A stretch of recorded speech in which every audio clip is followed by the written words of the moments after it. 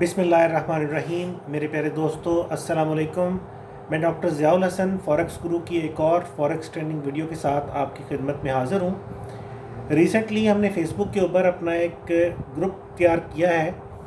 Forex traders کی رہنمائی کے لیے، اور اس گروپ کا نام ہے professional forex traders of Pakistan, اور ماشاءاللہ کافی ساری کمیونٹی ہماری ایسی ہے جو ہمارے اس گروپ کو جوائن بھی کر رہی ہے، اور بہت اچھی فیڈ بیک بھی ہمیں اس گروپ سے حاصل ہو رہی ہے۔ اس گروپ میں ہمارے ایک دوست ہیں جمال علی، انہوں نے آج ایک کویسچن پبلش کیا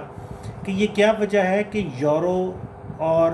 کرنسیز کا جب پیئر بنتا ہے تو یورو ہمیشہ بیس کرنسی میں رہتا ہے، یورو کبھی بھی کاؤنٹر کرنسی میں کیوں نہیں جاتا۔ بہت سارے مزے کے جواب اس پوسٹ کے آئے ہیں، ماشاءاللہ بہت سارے درست ہیں، لیکن میں نے سوچا کہ چلیں ایک سوال پبلش ہوا ہے تو اس کا جواب ویڈیو کی شکل میں بھی دے دیتے ہیں۔ تو اس کا جواب یہ ہے کہ 1999 میں یورپین سینٹرل بینک نے جب یہ دیکھا کہ یورو کی مقبولیت بہت تیزی سے بڑھ رہی ہے، تو یورپین سینٹرل بینک نے ایک تجویز پیش کی کہ یورو کی مقبولیت کے پیش نظر ایک ہیرارکی یعنی ایک نظام ترتیب دیا جائے کہ کرنسیز کی اہمیت کس طرح سے رکھی جائے گی۔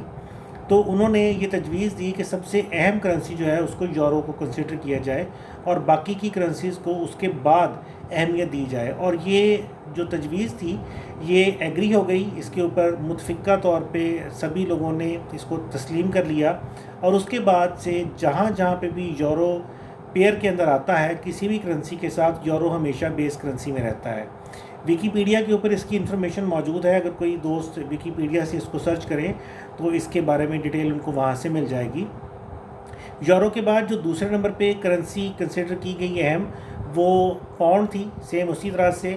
پاؤنڈ بھی ہمیشہ بیس کرنسی میں ہی رہتا ہے، پاؤنڈ کبھی بھی کاؤنٹر کرنسی میں نہیں جاتا، ماس وائز کے کہ جہاں پہ یورو کے ساتھ پاؤنڈ کا پیئر بنتا ہے تو وہاں پہ پاؤنڈ جو ہے وہ کاؤنٹر کرنسی میں جاتا ہے، کیونکہ یورو کی اہمیت پہلے کنسیڈر کی گئی ہے۔ یورو ہمیشہ بیس کرنسی میں رہے گا اور پاؤنڈ اس جگہ پہ صرف کاؤنٹر کرنسی میں جاتا ہے، ادروائز یورو بھی ہمیشہ بیس کرنسی میں رہتا ہے اور پاؤنڈ بھی ہمیشہ بیس کرنسی میں رہتا ہے۔ تو ہمارے فریکوینٹلی آسکڈ کویسچنز کی سیریز کے اندر یہ ایک بڑا اہم سوال تھا کہ کیوں ایسا ہے کہ یورو ہمیشہ بیس کرنسی میں رہتا ہے۔ فوریکس کے اندر کوئی ایسی ریگولیشن اتھارٹی نہیں ہے، کوئی ایسی ریگولیٹری باڈی نہیں ہے، کوئی ایسی آرگنائزیشن نہیں ہے جو اس کے حوالے سے کوئی واضح قوانین تیار کرے۔ یہ ساری انفارمیشن جو میں آپ کے ساتھ شیئر کر رہا ہوں یہ ویکیپیڈیا کے اوپر موجود ہے، اور یہ صرف باہمی مفاہمت کے ساتھ اس کو طے کیا گیا کہ یورو بیس کرنسی میں رہے گا۔ اس کی کوئی خاص ریزن نہیں ہے، کوئی فارمولہ نہیں ہے کہ یورو نے ہمیشہ بیس کرنسی میں ہی رہنا ہے، لیکن چونکہ یہ بات ایگری ہو گئی کہ یورو کی اہمیت بڑھ رہی ہے، اس لیے یورو کو زیادہ پریفرنس دی جائے، اس لیے یورو کو ہمیشہ بیس کرنسی میں رکھا جاتا ہے۔ مجھے امید ہے کہ میری اس معلومات سے آپ کے کچھ کانسیپٹس کلیئر ہوئے ہوں گے۔ اگر کسی دوست کے پاس اس سے زیادہ بہتر انفارمیشن موجود ہے تو ضرور شیئر کریں، ہم اس کو ویلکم کریں گے۔ مزید اپنے سوالات کے لیے آپ ہمیں ہمارے فیس بک گروپ کے ذریعے بھی ایکسیس کر سکتے ہیں، ہمارے اسکائپ، ہمارے ای میل ایڈریس، فون نمبرز اور واٹس ایپ کے ذریعے بھی آپ ہمیں جب چاہے رابطہ کر سکتے ہیں، اور ہم پوری کوشش کرتے ہیں کہ آپ کے ہر سوال کا آپ کو تسلی بخش جواب دے سکیں۔ انشاءاللہ آپ کے ساتھ اگلی ویڈیو میں پھر ملاقات ہوگی، تب تک کے لیے مجھے ڈاکٹر ضیاء-ال-حسن کو اجازت دیجیے۔ اللہ حافظ۔